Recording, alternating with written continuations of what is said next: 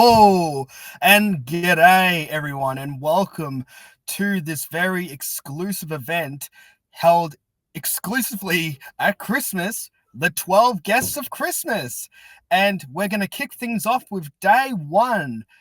And our very first guest to be on the 12 Days of Christmas event, excuse that, is without a doubt one of the biggest legends in the Barney community, the autism community, the TikTok community, pretty much any community that he lays a finger on. He just knows how to master it and get viral every single time. Please welcome to the show one of the legendary Barney play-along masters himself.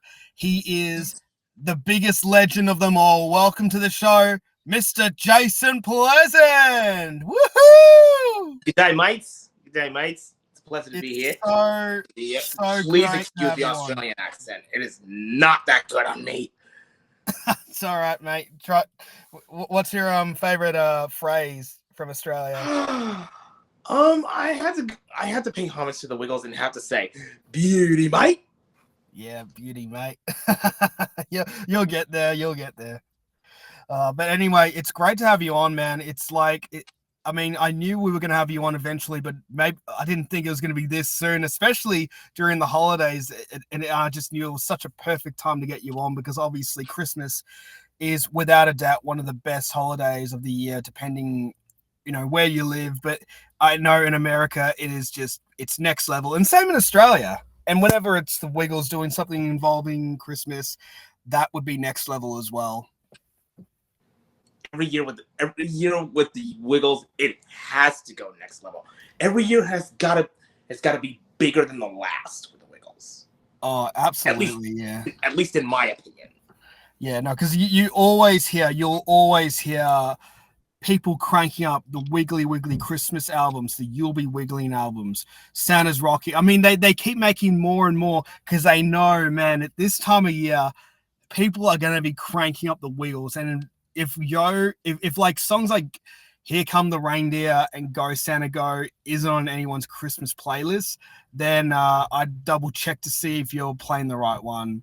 Because they have to absolutely be on those lists. I think I for one think that Here Come the Reindeer has got to be the best Christmas song the Wiggles have ever done. Yeah, they play it every year. They do it every single year at Carols in the Domain in Australia. They do that because during the Christmas concert that have Australia's best artists, they always do that song, always. But of course they do Go Santa Go as well. But they always do that one other than Go Santa Go. So I agree with you there. Yeah, it's a great Christmas song from the Wiggles. But anyway, it's great to have you on, man. And man, we've got a lot to talk about because obviously I think you've played such an important role in a lot of us in the community, like being inspired by you and wanting to be like you. And just, there's so much to go through. But I just want to start off by saying, how did it all begin, man? Like, what was it that drove you to become a dancer, a singer, an artist? Because you've been on YouTube for a very, very long time, since 2011, 2012. I mean, a very long time ago. Yeah, it's a very long time ago. Like, how did it all start? Well, when I was in junior high school back in Quincy, Illinois, I used to take hip hop dance class for like a couple of years, and then when I was in my college year after my high school graduation, I got into the habit of combining an original video with my videotape, splice them together, showing off my particular talents, whether in dancing, acting, or playing an instrument, and a little bit of improvising from here and there. And that's how my first play-along video got started. The first video I've ever done was Barney Goes to School, which got a million views over the years. Yeah, dude, that's the other thing, dude. It's like most of your early play-alongs, my God, they've been getting over 1 million views, which is so unique, and it's just and maybe and a part of me wonders, were you inspired by other people, or was it kind of more of an idea of like, I wonder if, if I could do something like that, but instead of just re-uploading the video, I'm gonna try and include my own take in it. Was it more of an idea of like, I want to feel like I'm involved in the Barney videos. I want to feel like I'm also a member. Was that Well, kind of like, it's a little bit of both. It's a little bit of both, an inspiration and an idea. For one reason, I want to pay homage to the original creators, the actors, the actresses, and the producers of the show who made it possible for our childhood. And also I want to pay respect to everyone who made the show happen. So every single every single time I post a play along video, whether it's a Barney and Friends, Barney and the Backyard Gang, the Doodle Bops, My Little Pony, Friendship is Magic, I always give credit to the original people who made it possible because they were the real deal. yeah, I mean, in every one of your play-alongs that I watch, you make like a lengthy shout out, thank you to like not only the creators, but pretty much anyone who's inspired you, which makes total sense. The most important parts, those are the people who made the show happen. The the other shout outs, however, are the people who have supported me over the years and whatnot. Mm. Man, it's crazy because it's like I feel like when it comes to the play-alongs, you really are the OG and without a doubt the king when it comes to it. Because I've spoken to Isaiah Smith on the show and Tristan Geronda on the show, and it's great talking to them and like how they've been involved in the play-alongs. I mean, Isaiah was a part of your play-alongs for nearly a decade, but having to talk to you about it, it's like I feel like it's almost like the closest thing to meeting the Wiggles, but in terms of play along. Because it's like the play along series, you always come out with the best ones on the platform. Even the ones that you made recently. There was the one that you did with Barney in concert. I can't remember what that one was called, but you had like so much preparation going into that one.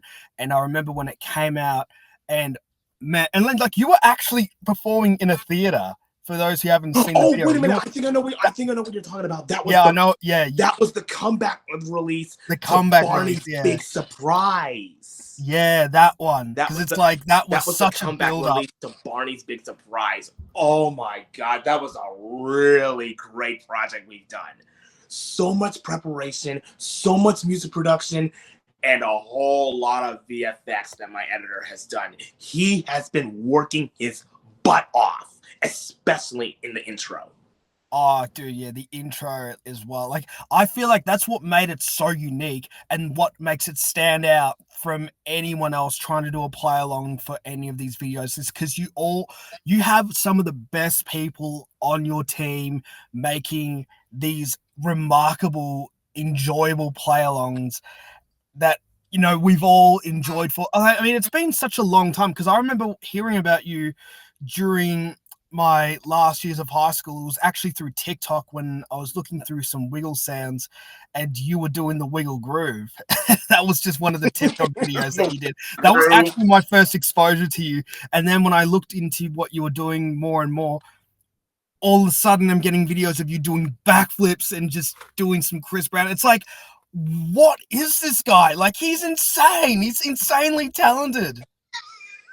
What is this? Yeah, exactly. That was my reaction, man. It was like I couldn't believe what I was watching. I just couldn't believe. Like, I knew he was talented. I didn't think he was that talented. Like, oh my god. What can I say? I love performing. I have been performing when I was in high school. I think it was in my junior year.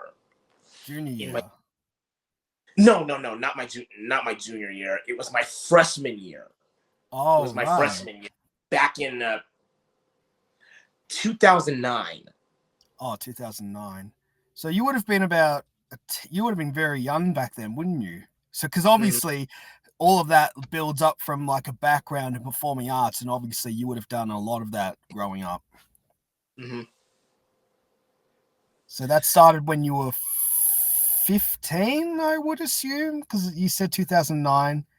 Yes, yes, something like that. All right. So Something like that. you started performing in junior high. What kind of productions were you doing? What kind of stuff were you doing? Mostly back in Quincy, it was this little talent show called New Faces. My brother and I used to do a couple of my brother and I did two covers for 2 years. One being Aaron Carter. May God rest his soul. Yeah, my And God, the other one was Will Smith featuring with DJ Jazzy Jeff, Drew Hill, Kumo D, and Cisco. right. Yeah. Another performance that I did for New Faces which was next year after that was Smooth Criminal by Michael Jackson. And let me tell you, when I hit that backflip in loafers, the crowd went wild. Oh man. I was not I myself was not expecting to hit a backflip in loafers. I thought for a second or two I was gonna slip on the stage. Wait, so that was the first time you actually did it on? So that was the first time you did it on stage in loafers, and you had no idea if you were going to land it or not. And first try, you landed it. Yes. Oh my Yes. God, I've been that's backflipping at crazy. I've been backflipping at the age of 15. Yeah, because I was going to say, man, you are quite a. I mean, you're quite a acrobat yourself. I mean, you're doing all these cartwheels, round-offs, flips. I'm thinking he must have just like he must have been surrounded by that and just listen. Like I get so curious to like how that all started. Like particularly when it comes to Barney. Like firstly, because I know you're on the show and you are by far the king of play-alongs, especially for Barney. How did your love for Barney begin? The very beginning, because Oh, obviously being oh in my America, that would god, have been everywhere. oh my god, that is a very tough question. Where do I even start? I have gotten an interest of Barney when I was an infant. When I was an when I was an infant, I'd say like a roughly like yeah, a few months or maybe 3 years old. I Right. I actually saw Barney at at Marine World, and I think it was in California, maybe Six Flags Marine World. I can't remember. I was a baby back then, but I managed to see him again in Orlando, Florida, when A Day in the Park with Barney was still open. That's crazy. So My you saw Barney my live as well. my first Barney video I have ever watched in history was none other than Barney in concert. And, Right. believe it or not, that was actually the debut of David Joyner. I didn't know that he had all that energy. I didn't know that he had all that energy when he portrayed Barney for the first time. Was that the hold on, I'm just trying to remember because I know I haven't seen a couple of Barney videos. Was that the one in New York City in 94? No, Oh no, no, that was a different one. See, we didn't no, no, we were not familiar with no, no, Barney in no, no. Australia.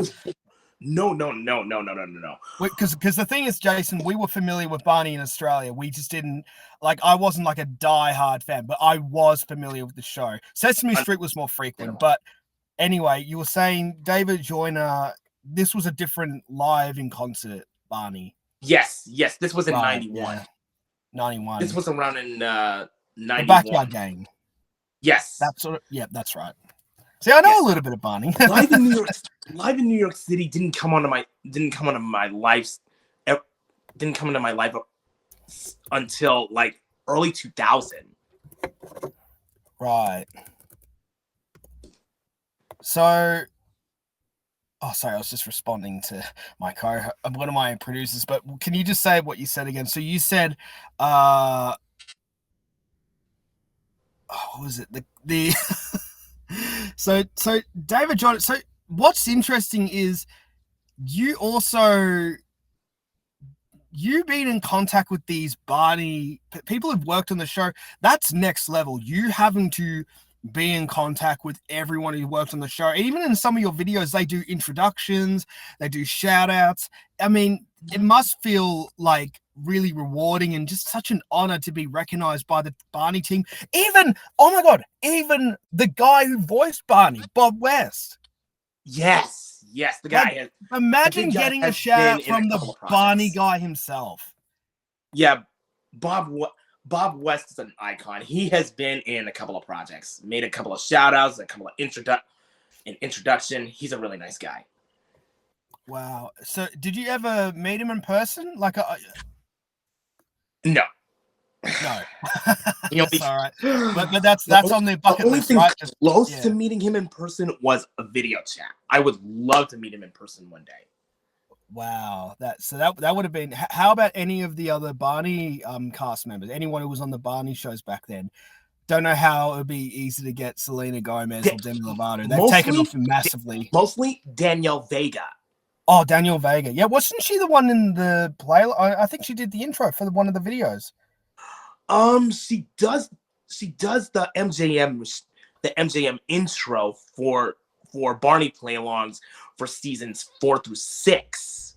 Wow. Imagine that. That's honestly with my introductions for Barney play-alongs. I have a certain set for different aspects of introductions. If a play-along is from seasons 1 through 3 or the Backyard Gang era, that's the cast member I'm going to be using for an intro. But if it's a cast member from seasons 4 through 6, Danielle Vega or some other actor or actress would get to make that intro as well.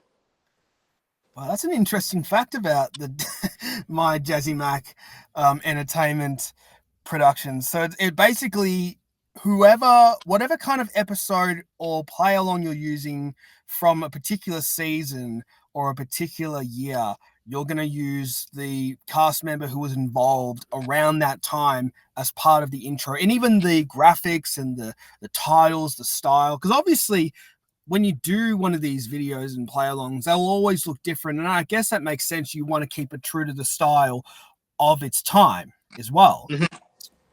So it's not just you like updating too much different weird stuff and then just making it too, I don't know. Some people tend to like do so they try and edit too much and then it doesn't look as good as the original.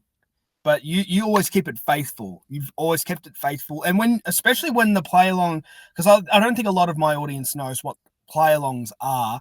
Could you explain to my lovely audience, particularly those in Australia who have no idea what the play along stuff is? Because obviously the way you do it is a lot different from the way a lot of other people do it. Okay, imagine yourself watching Blue's Clues, an original play. Blue's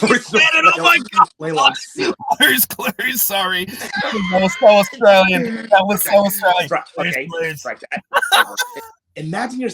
Imagine yourself watching Blue's Clues, and the host is talking directly at you.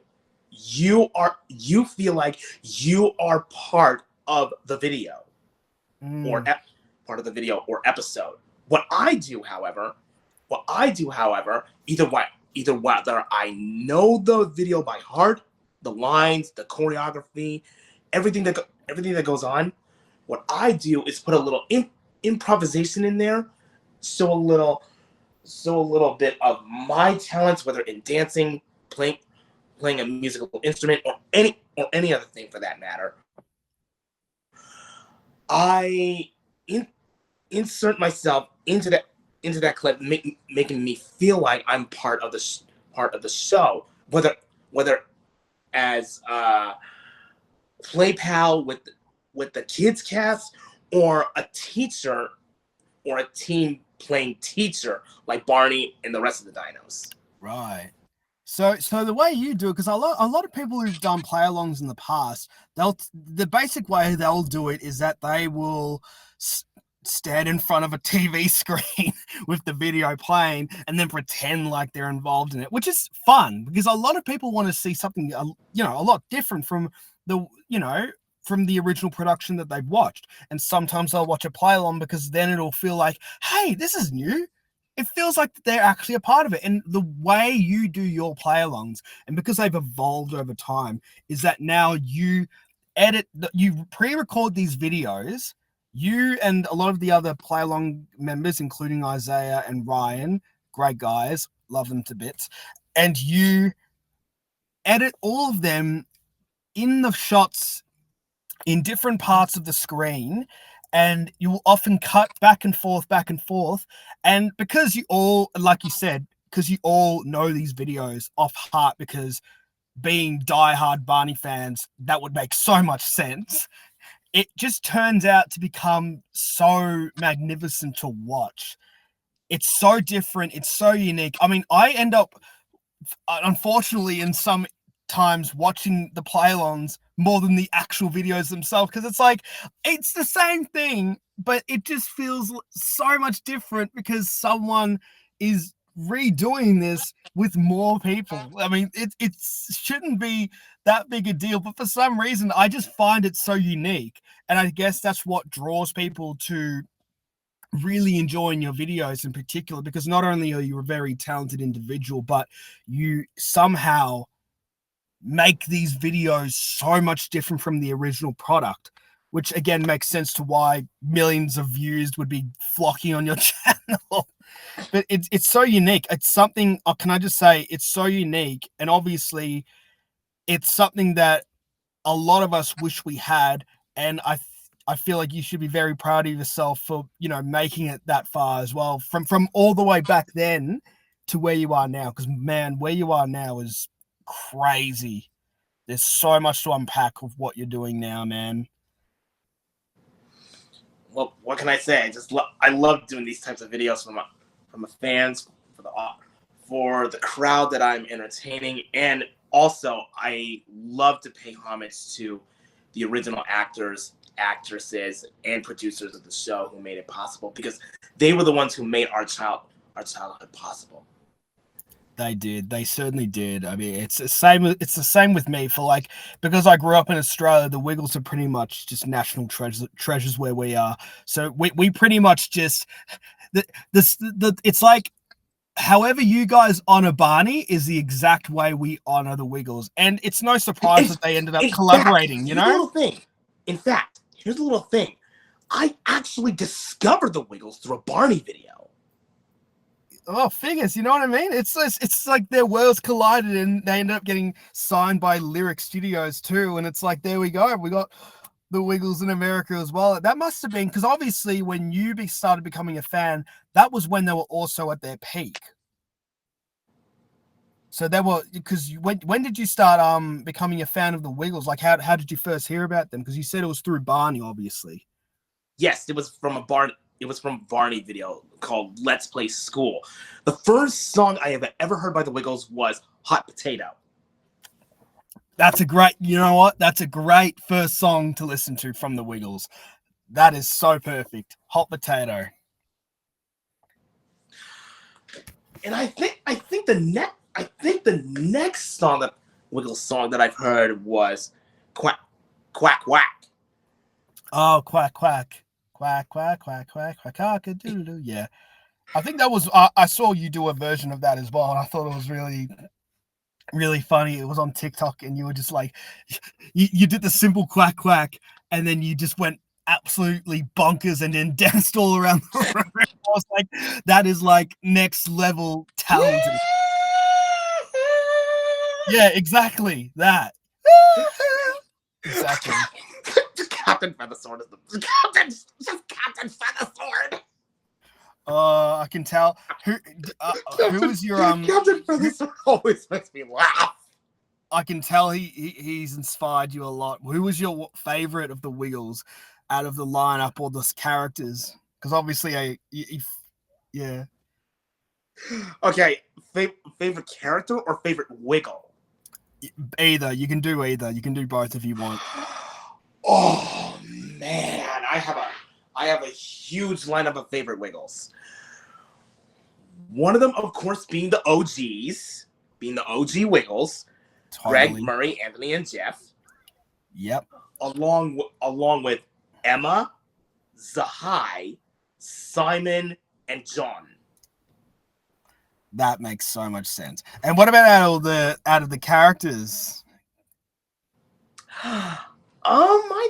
I'd say the original four: Dorothy the dinosaur, Henry the octopus, Wags the dog, and of course the ever so funny Captain Feathersword. It's hard to pick a favorite when they're all just so unique and they stand out in so many different ways. It's that makes so much sense. Oh man. So here's another question. Have you ever seen the Wiggles live in concert? Not in my entire life. Oh. Not in my entire life. I always wanted to meet the Wiggles in person.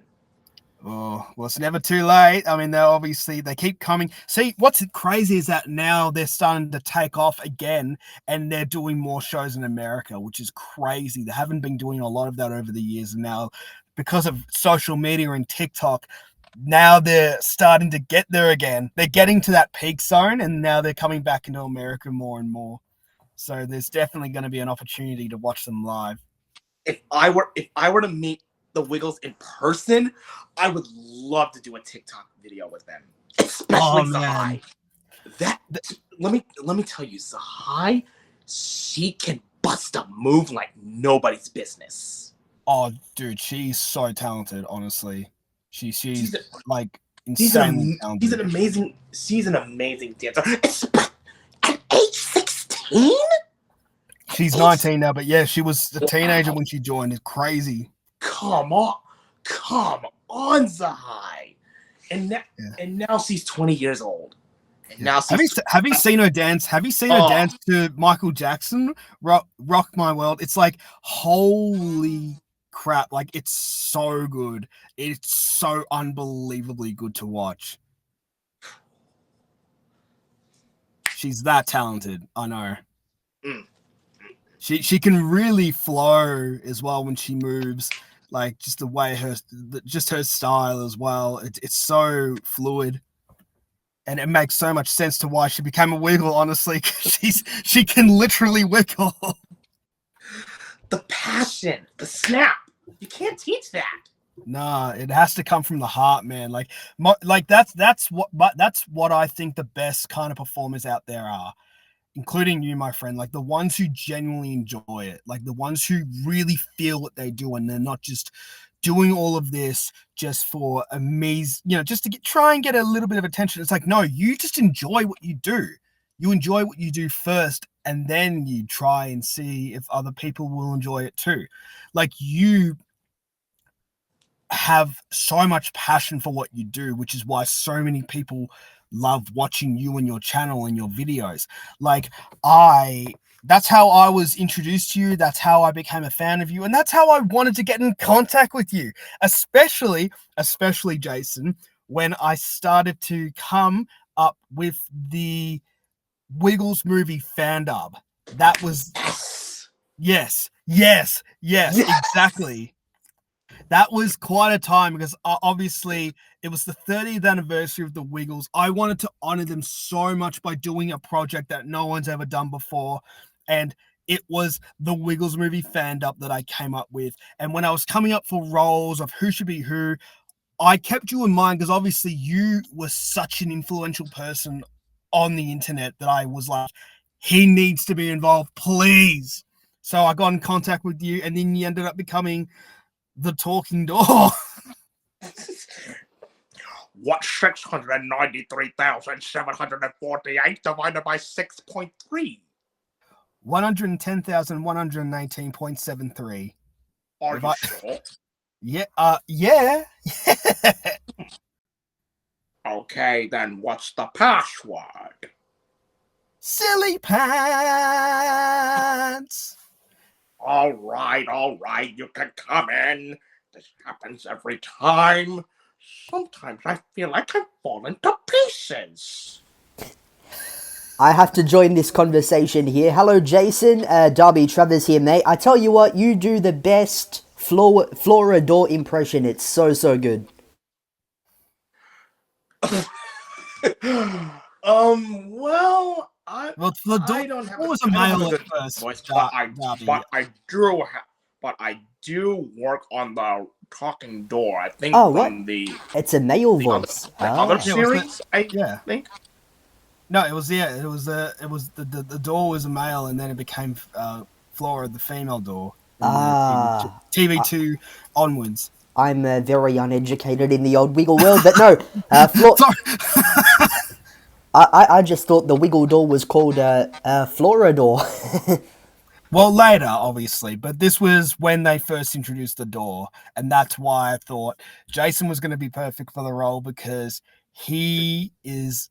Look at him; he's wiggling like he's that talented. Come on, everybody! Let's rock this place. Exactly. Yeah. Now that's right, because Florador had the high pitch. What did Florador say in the Wiggle House episodes? You're not the. I don't know. I don't remember much of Florador for some reason. Yeah, but I actually, now it comes to mind, I do remember in the Wiggles movie, yeah, it was a male, deep voice sounding, talking door. Yeah, voiced by Tony Harvey. It was actually they thought it was Greg Page, but it was the TV series one that he did that. It was actually Tony Harvey, who also was the voice. He played Wally the Great in the Wiggles movie, who did the talking door, just to help clear it up with everyone. Yeah. But no, yeah, the Wiggles movie, it was such an iconic movie, and Joey's fan dub, and people like yourself, Jason, you guys made it really, really, worthwhile, and it was really entertaining to watch. However, the one fan dub I am absolutely proud of doing was the space dancing fan dub. Without a doubt. Yeah. I mean, that was the next one, and I knew that there was one person who I had in mind for King Mondo, and it was so right to have you for that role, man. And not only that, you also played the guitar part of Eagle Rock, which is next level talented. I have to say Eagle Rock is one of my favorite Wiggles songs. Yeah, and it's become one of my favorite fan dub songs too. On the Space Dancing fan dub, it was a really good version by yourself, Jason, and I even made a bit of it wasn't really a cameo, but my voice was at the start doing the iconic "Ladies and gentlemen from Planet Rockstar, here's the Wiggles" type of thing. Yeah, that's right. Darby did the introduction, and Jason did the Wiggles, song. Dorothy the Dinosaur, Captain Feathersword, and King Mondo. Yeah, and then I'm listening, we're stepping out. Can you do your best Eagle Rock? Come on, give us a rendition of Eagle Rock. I don't know if I'm gonna be just yes. piece, but it is 12 o'clock at night where you are, so. I'm gonna give it a shot. All right. Hey, the good old Eagle Rock is here to stay. I'm just crazy about the way we move, doing the Eagle Rock. Whoa, come on fast, you can come on slow. I'm just crazy about the way we move, doing the Eagle Rock, doing the Eagle Rock. Doing Eagle Rock, rock, rock. Eagle Rock! You guys are awesome. Exactly. Oh, Jason, just that was the whole reason why I knew you were perfect for King Mondo, just because you had the right energy, the right style. And then on top of that, as if voicing the role and singing the song Eagle Rock wasn't good enough, you added the guitar to master it and make it sound legendary. And to this day, I've done 4 fan dubs already, a 5th one on the way. This one that song is by far my favorite out of all the fan dubs because it was the most unique and original, and I loved it. Absolutely loved it to this day. To be honest, I feel like the Prince cloud guitar was a perfect fit for the space dancing fan dub. Oh yeah, Because, that too. Yeah, like because I felt like the design of the guitar is pretty spacey. oh, without a doubt. Yeah, because it sounded very similar to the style of the Wiggles, and it's like it felt really perfect as well. It felt right. Speaking of guitars, I of course managed to snag my very first Telecaster in honor of Murray Cook, the original Red. All right. Yeah, so I thought about if I plan to do another play along to any Wiggles video, I think I might be able to use that guitar in one of them. I don't know. Who knows? But that's interesting, actually. Now that you mention it, because it's so unique how you were able to also see this. This is just the list goes on with your talent. Not only are you a magnificent dancer, a magnificent play-along creator, you're also a guitarist. Like you're playing the guitar. Like how did that come along? How did you first learn to play the electric guitar and not only play it but master it and freestyle it? I started playing guitar when I was 6.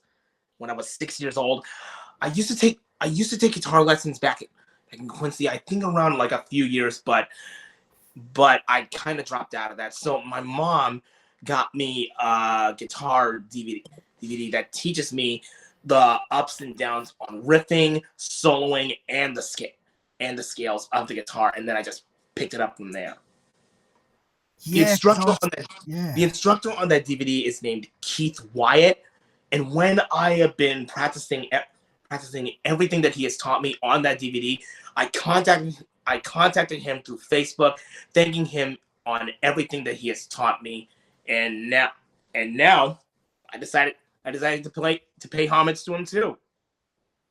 That's crazy, man. And that's the thing about you, man, is that not only do you learn these things from all the greats and the people who've made your childhood happy and just far out amazing, but you also pay homage to them every single time, to everyone that's influenced you. And it's like, it's so wonderful, man. Like you get in contact with all these people and it's like you have that ability to reach people, and it's crazy, like to the point where like is what I think what most people will remember you on social media for more recently is you doing, because you've done a lot of viral videos over the years on your TikTok, and they've all stood out, and it's just unbelievable. You'll go from like tens and millions of views to like collaborating with I'm trying to remember the guy's name, but he was the one.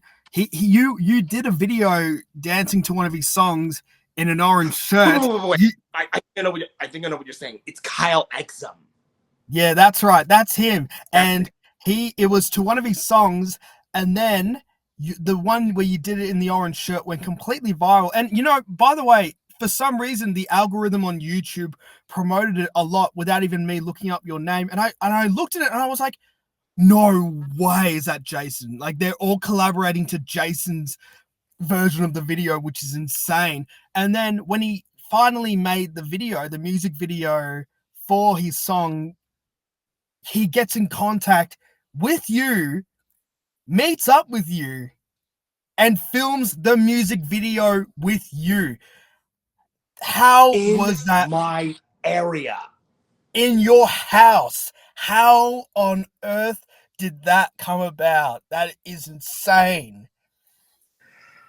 Well, it was kind of surprising to me too.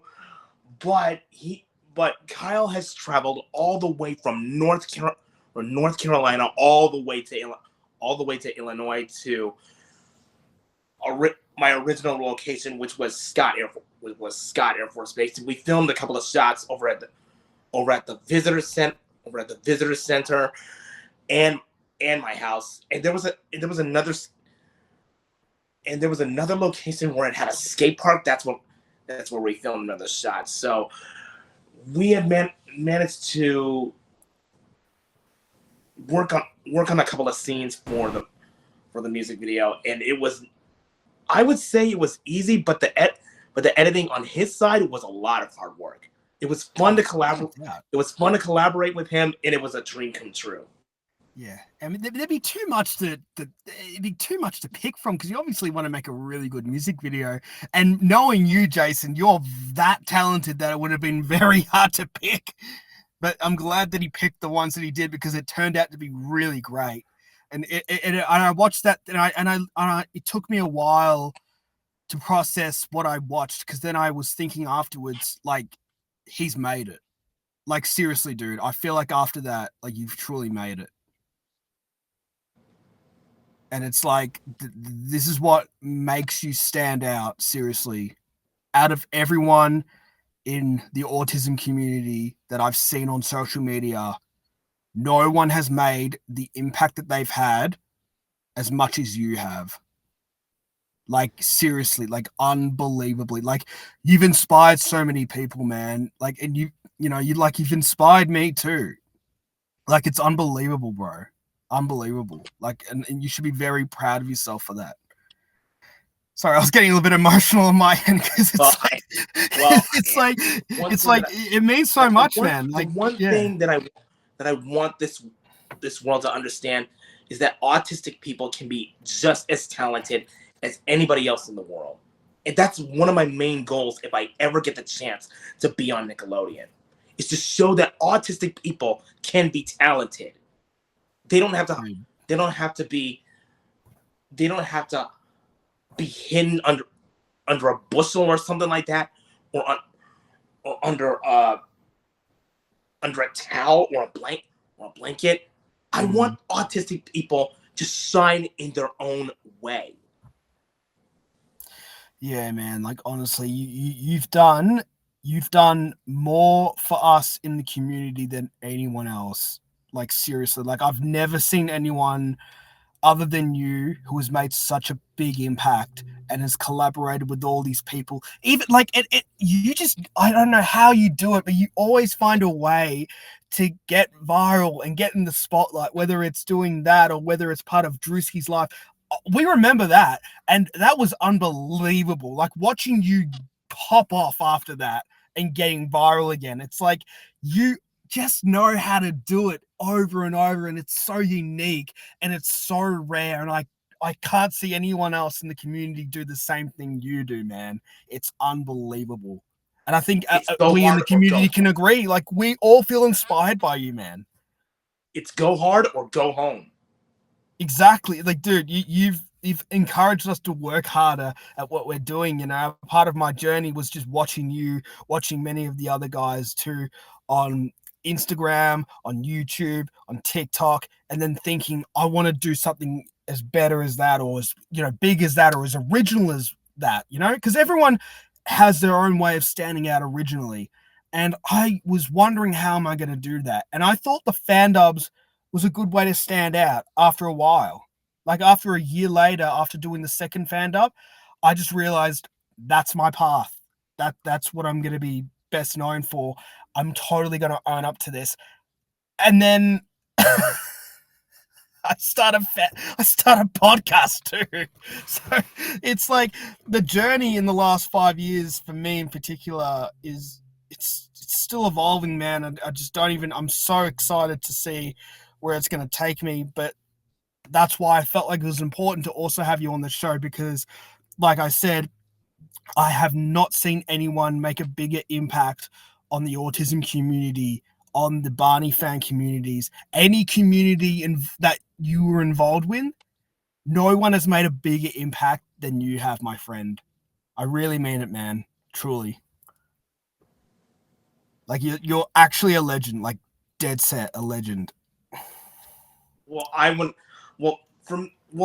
call myself a legend, because I'm practically not on legendary status. Yet. Yes. Absolutely. There's still a long way to go, man, but like you still got quite a journey ahead of you, man. And I'm not going to be surprised if you get there, dude, because I know that you're that determined. As one choreographer said in the movie Michael Jackson, this is it. If you don't have that sweat coming out of you, you're not going to get a job. Yeah, I know. The auditions for that were crazy, and it makes sense. It's like they're looking for the best, so you're gonna want to like give everything that you've got because you're trying to get his attention. If you make that, you've made it. This is it, literally. It's all in a matter of hard work, blood, sweat, and tears in order to gain popularity. Even if you have to sweat for it, even if you feel tired, sometimes you just gotta keep rolling with the punches and keep on going. Yeah, because it's, dude, like watching your videos, like most of the videos you do, you're sweating a lot, and it's like it makes sense. Like you're doing it over and over to perfect it, and it's like it makes sense. Blood, sweat, and tears. You want to make sure that you are seen. You want to make sure that you're putting the best out there. It's like that explains why you get millions of likes and views on pretty much every social media platform you lay your hands on. Like literally, not just TikTok, but on YouTube, on Instagram. Like people just love seeing stuff like that because it's so unique and and also your energy is like, oh my God, it's next level. I try to be as energetic as possible. Yeah, man, it's just I try to go Captain Feathersword energetic. bro, you're probably more energetic than Captain Feathersword himself. I'm not gonna lie. Like it's like we imagine Paul Paddock as he is. Captain Feathersword is 10 times energetic than me. He's not doing backflips like you, man. I really mean it. Although he'll do a comedic version. He may not backflip, but he sure can make us laugh. He will. Yeah, he does. He absolutely does. Oh my God. Dude, it's so great. Like seriously. So you're very obviously you've got a lot of followers on TikTok and on Instagram, but on TikTok in particular, you've sort of made that as your main platform when it comes to like getting all these views and attention. Like you've got quite a large following, like seriously, nearly 500,000. Well, I'm close to half a close. It's so crazy. Not even close. I think I'm still on the 300,000 mark. But if I make, or maybe 400,000, I'm gonna have to check again. I'm just having a look right now. No, oh my God, no! You're like nearly at 500,000. You're only like 20,000 off. I mean, 10,000 off 500,000, dude. It's crazy. It's like you have that power to be influential and like make viral videos that get millions of views. And you've got a particular style, which again makes you stand out so much. Obviously, it's you in your house or in your living room doing backflips and dancing to Chris Brown or Bruno Mars. And it's like you do it so energetically with passion. Oh my God, the passion. So much passion. Like that. Literally like that. Exactly, man. Like there's something about that that makes people really enjoy your videos. Yeah, and some of you guys probably don't know this, but I usually tend to frown up when I do these types of performances. For one reason, it puts a little power in my performance. Right.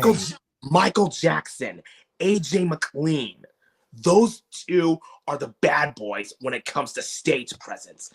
They're high energetic performances, and their interaction with the audience. AJ McLean from the Backstreet Boys, however, he goes all the way. to the top, all the way to the top when he performs on stage. He was an energetic bombshell back then, and he is still an energetic bombshell today. It's crazy, man. Like, yeah, and like you said, there's obviously a particular style that you've mastered, and obviously it's the really like it's the angry, but not like too angry, but like a really passionate angry. Like you do these moves with power. Like I get it. Like it makes so much sense. You've mastered that, and you've made it your own, which makes sense to why you get millions of views and why people want to get to that level so much and copy you. I mean, you were even doing videos based on, I mean, there's going to be another story with this one because obviously, you know, I don't know how you might react to it, but obviously before 2024, you were quite popular as well in the XOMP pop community as well. XOMG pop? Oh yeah. Yeah. I'm not too familiar with that either, but it's basically the group that was created by Jojo Siwa, and you happened to get in contact with all of them. And not only that, they all did your dance. They did the sparkle dance, and you got people to do the dance. This is what I mean by influential, brother. That was pretty surprising. That was pretty surprising. I was willing to duet every single video that the girls have done of my dance. It was very surprising that they took a few seconds to learn it, or a few minutes, and some of them hitting the backflip. That was truly surprising.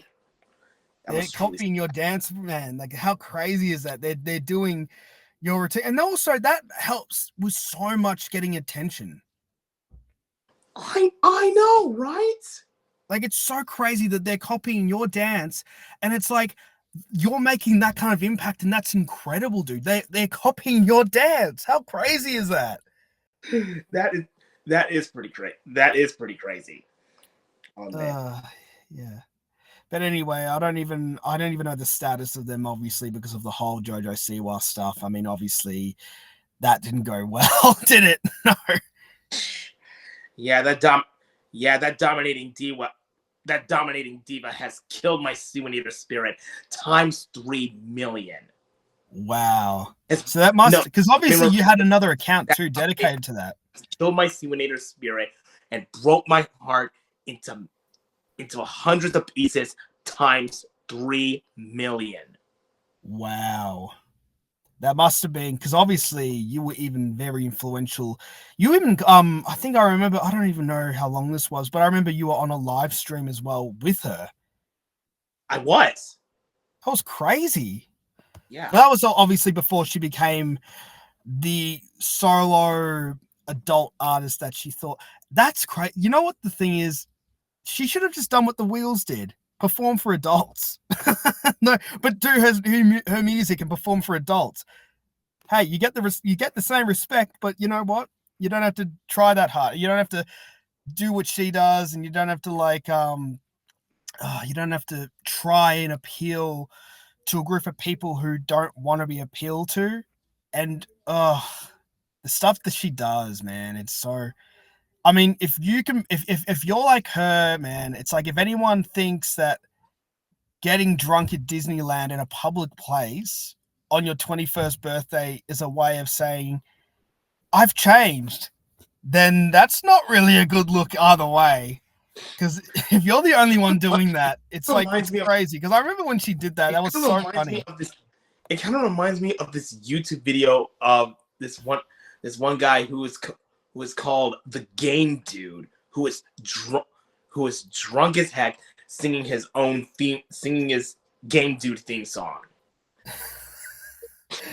I worry about and that the thing I worry about that too is that obviously when some people want to be famous, obviously we all want to be famous, we all want to get that famous, but I think the problem is we don't want to become too famous, because when you become too famous and you can't leave your house and you get followed around and you get all the paparazzi and all that kind of silly crap with following around with you. It can really mess you up mentally. And, you know, we've seen that play out for so many people. We saw that with Michael Jackson. We saw that with Elvis. We saw that with a lot of people.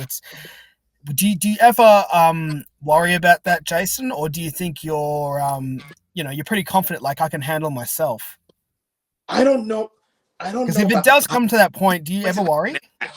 I don't know about the paparazzi thing because I never had that type of experience. But I have experienced some fans coming up to me and asking me to take a picture with them. So it was pretty much of a Oh wait, people actually wait. So you actually get fans coming up to you in public? That's crazy. People yeah, recognize you. That's I've had crazy, that dude. happen to me like once or twice. Dude, talk about getting famous. A little. Yeah, some people recognize me. Some people recognize me from TikTok or Instagram and ask me to take a picture of with them. Some of them even recognize me when I was working at CEC. Oh yeah, that's right. You're working at that. That's the other thing I wanted to talk about. You're also working at Chuck E. Cheese now as the mascot too. Yeah. Some of the time. Well, Some of the time, most but like you're still working at Chuck E. Cheese, which is unbelievable. Mm-hmm. And for those in Over a Australia who year. don't understand what Chuck E. and for those in Australia who may or may not know what Chuck E. Cheese is, feel free to bring us the details because obviously most of us don't even know what that is. I do, but most of my viewers won't.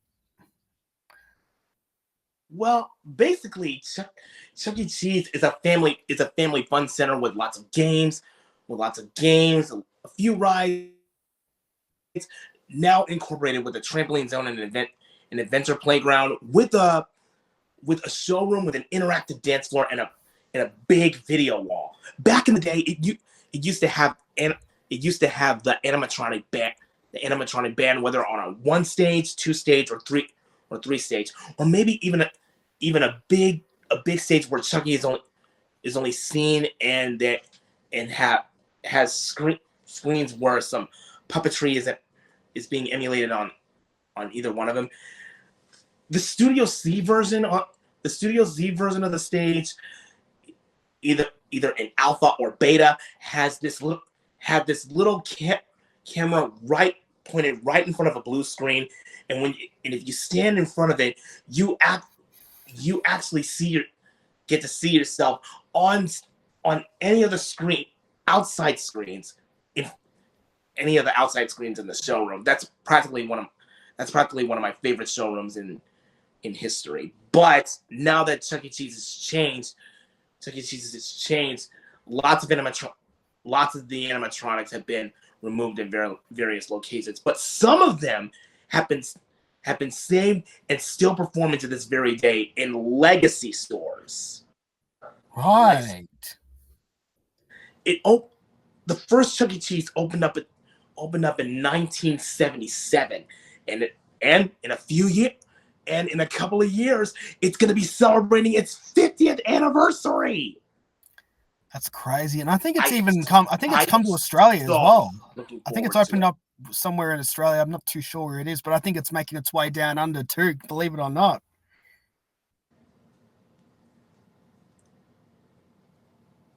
Crazy, man. It's probably. I think it's. I'm not sure if it's opened up already, but I've heard that it's coming to Western Australia. But basically, like you said, it's a family fun restaurant, and they serve a lot of pizza, from what I've heard. A lot. Yes, they serve pizza. Mostly pizza. They also serve chicken, some churros, and and some salads. That's crazy. There's even a salad bar in there.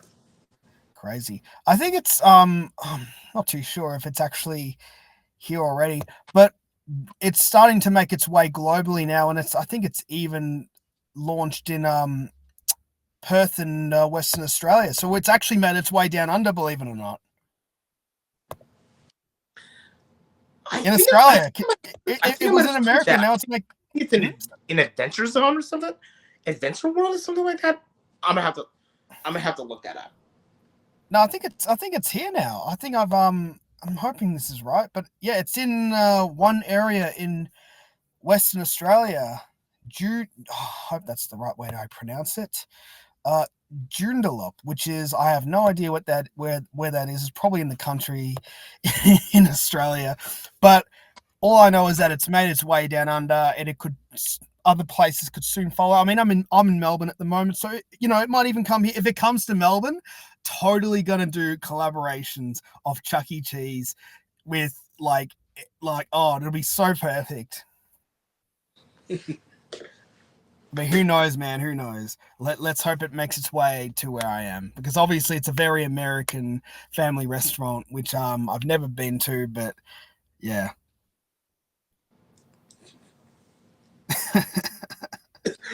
I've been in Bandicoot from breakfast, and I've got family in Bondi, Bendigo, Bellon, Brisbane, Bango, Bundaberg, and Borkum Hills.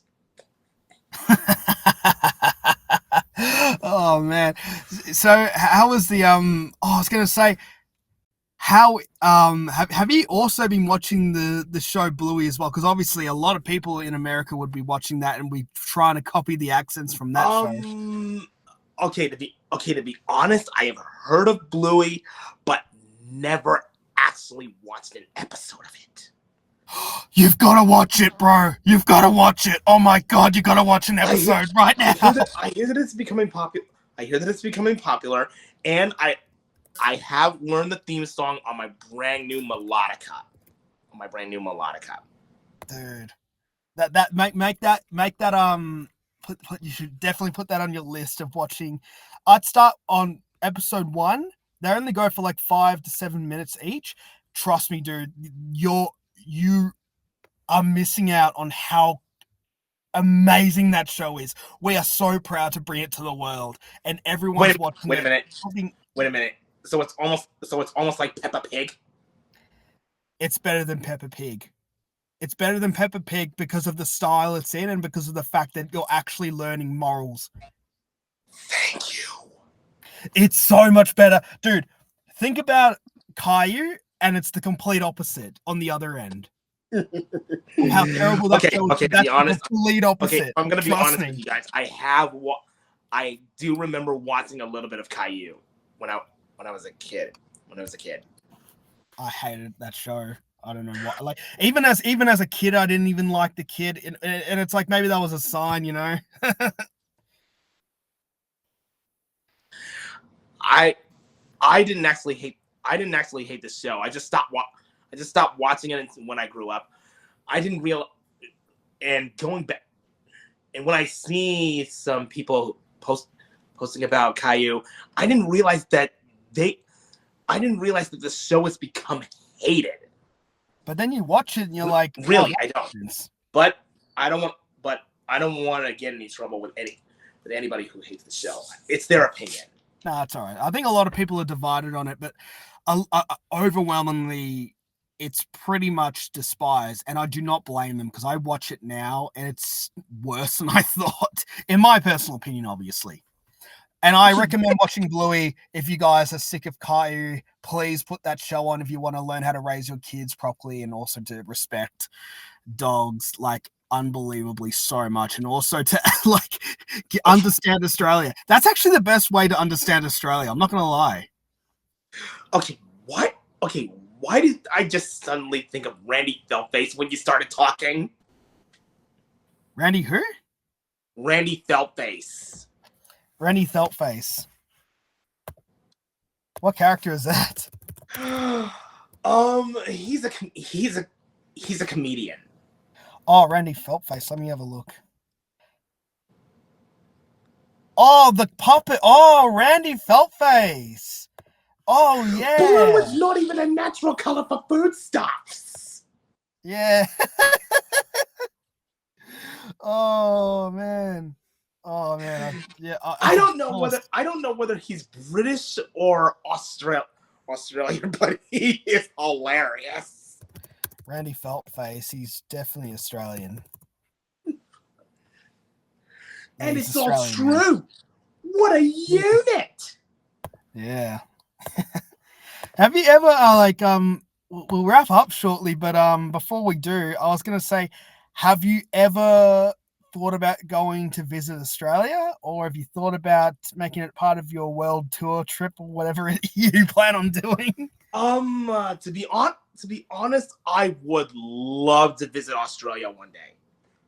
I would love to visit Australia one day. Not only I would love, not only to see the if I get to see what amazing sights Australia has to offer, but also get the chance to witness one of its legendary landmarks, the Sydney Opera House. It's iconic, man. It's really iconic. Aussie, Aussie, Aussie! Oi, oi, oi! Sorry guys, I just had to do it. Aussie, Aussie, Aussie! Oi, oi, oi!